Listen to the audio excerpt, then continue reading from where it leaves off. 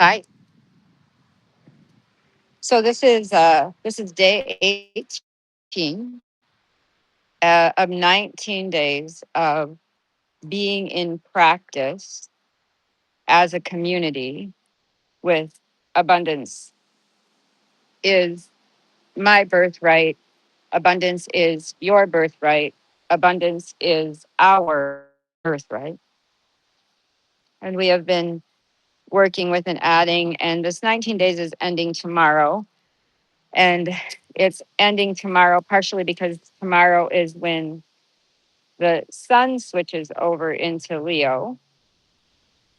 It's Mary Magdalene's feast day. It's also my son, my middle child's 32nd birthday. And um, it just seemed fitting to end it with the understanding that just because it was exact in that moment, it doesn't mean that the full effects of that are over. What I would say is now the work begins. Now we start to see that materialize. And that sort of thing, especially this kind of epochal sort of shift, it's outer planets, remember. So it's not as much in our inner life as it is what we're seeing in the outer world, but it's what happens when that big epochal, I always see it as gears, right? Like the gears are shifting.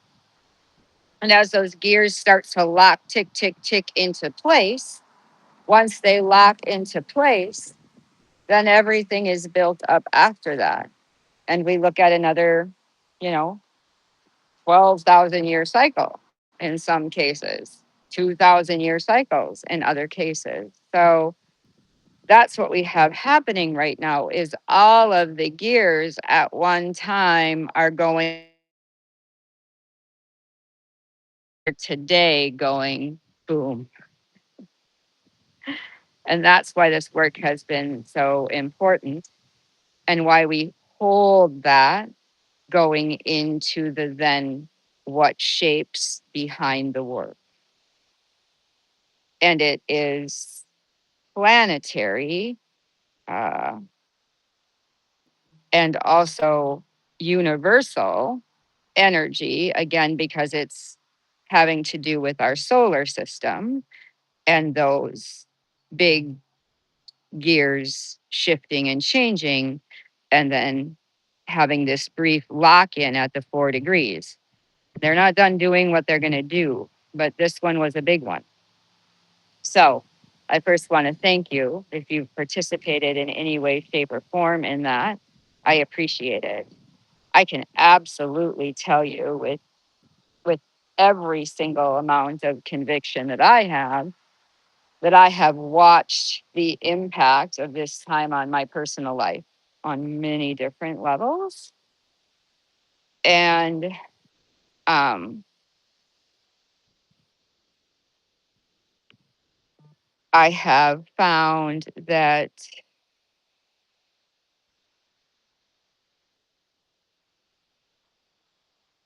my way through grief is a little bit different. Literally, our meeting, and I never planned this, but our meeting for the collective, the community, the cooperative, for the August 19th event that we're doing with the community, whoever shows, you are creating micro communities now. You will feel yourself creating micro community. And micro communities can be very, very, very small. Micro communities can be a community of one, and you're communal with the plants. That's my students that are in the crystalline program who are moving into strand 16 in the crystalline DNA program. It's a ladder, so we go 416. And as they move into 16, they're getting some soul freedoms, but they're also learning how to communicate with the things that don't use the voice, and what they're focusing on is the things that are green, because green is the heart chakra color. So, what better to teach you that language than the plant? And they do a whole host of other things as well. But that's something that all of us can do every single day, to remember that our brain has a smaller magnetic field than our heart, and that there is a brain inside of our heart that actually helps us make more soul filled decisions, and to tap in or drop into that heart and not stay obsessed with what the brain is always doing all of the time.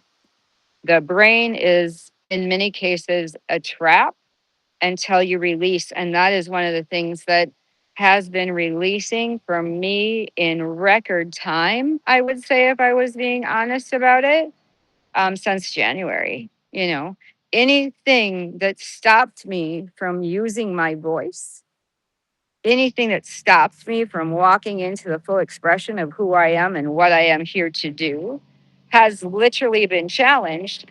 And it has made me a different human on the other side. And you will hear that over and over again. I had a discussion with my dad about my mom always saying that this age was her worst age. The things that happen to you, the things that start to go away from you, the things that you start to realize. And then you also start to really recognize your own mortality at my age, because you watch people dying. You watch people like your parents start to age and die. You watch and realize what you've lost. And then you start to really understand your experience on this planet as this expression of you is finite.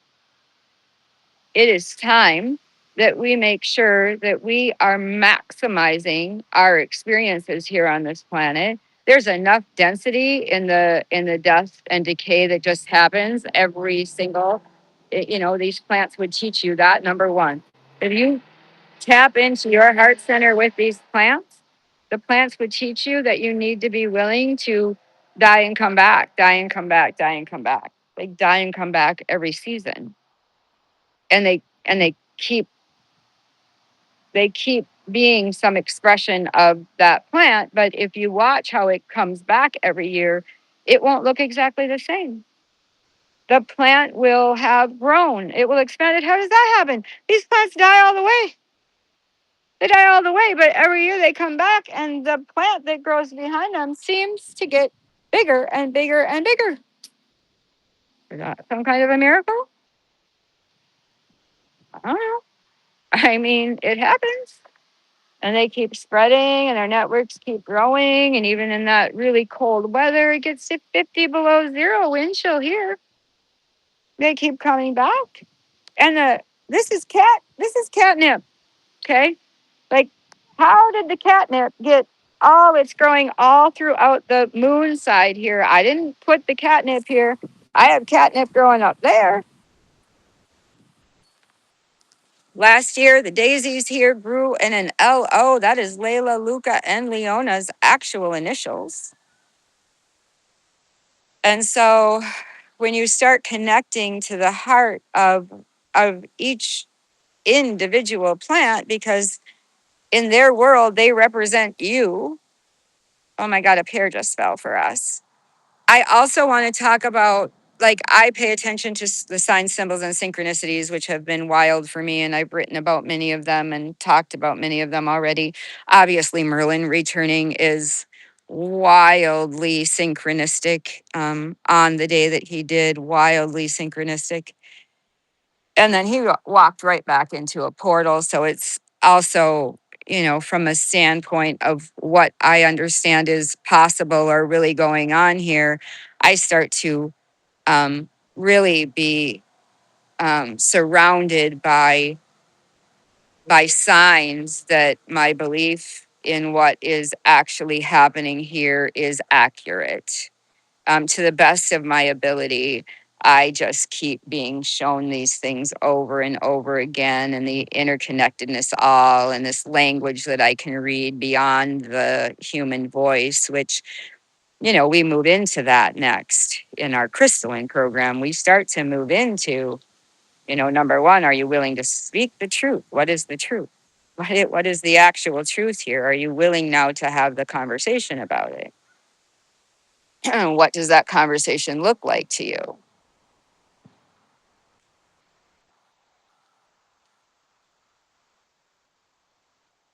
We are moving through the most impactful time to be a Homo sapien.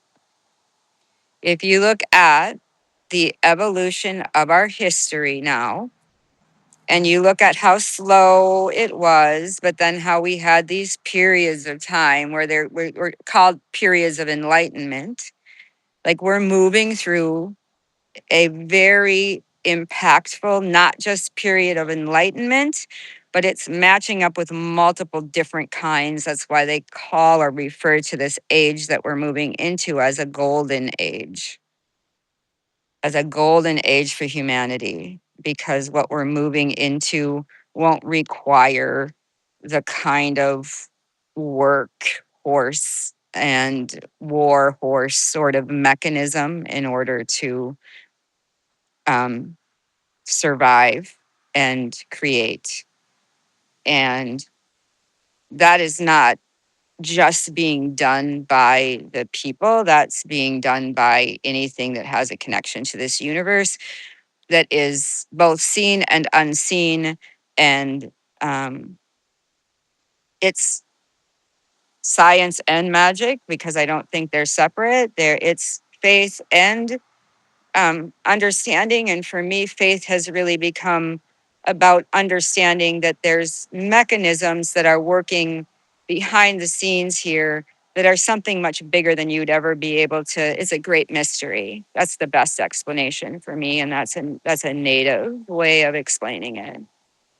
And so as we move into this period, let's allow the great mystery in, not as something to fear, but as something to recognize, hey, listen, like, look at where we've evolved to. We have some questions as to whether or not what the impact of some of those things has been, but we now need to recognize each other in one another and recognize our right relationship with the things around us. And if we put our attention on that, we will have an inability to fail. We'll have an inability to fail if we work together on creating more harmonious ways of seeing the world, more harmonious language when we speak about ourselves and the world. And so as we go forth, remember that this practice has always been about walking as, not waiting for. And that's not easy to do. I don't even have all the answers on that. I obviously, if I am still creating harm in the living rooms that I am inhabiting, then I have not reached where I expect myself to reach as a human. And I expect myself to be able to reach a status that would make Mary and Jesus and Buddha and all of the others understand that their work was not in vain. We got the picture eventually, and people did start to understand that it required a walking as those folks. And it required examining where all of that stuff wasn't perfect and where it came from and all of those things. So part of that has made me very unpopular. I have lost people, I think, because of what I have exposed about the way that these religions were actually created. And I mean, I think Pope Francis knows that. Is that guy's name? Or did I get that wrong? I think the Pope guy knows that. I think he's working on starting to make some world amends around some of the tyranny that's happened with that religion, and being willing to say that things were not what they appeared there. So anywhere that we're giving, they don't even follow their own. Many of those institutions don't even follow their own commandments and their own ideology that they expect then the humans to follow. And it mirrors itself everywhere in our government and everywhere else. So that exposure has happened. We have created a new foundation, and I have no idea what the trajectory of that is. I know that I don't have trepidation about the future.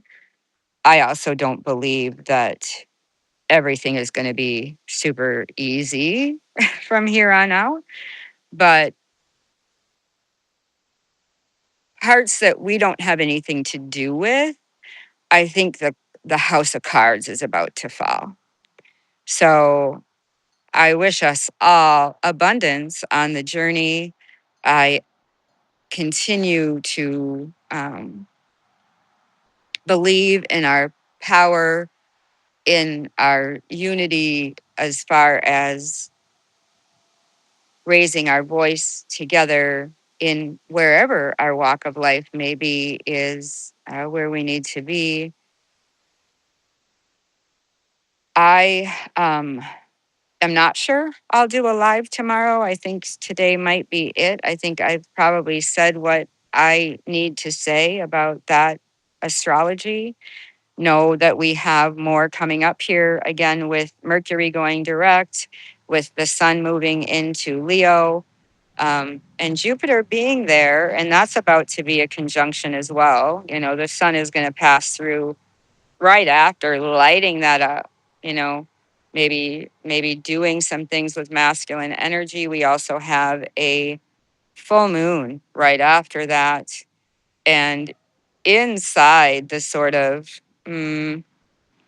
window of all this happening, there's a full moon coming up that, don't quote me on it, I believe might be the 29th of July. And all of those things are going to be still within the ignition points of this very powerful astrology that we will just continue to have um, over the next uh, little bits here. So keep doing your practice. Keep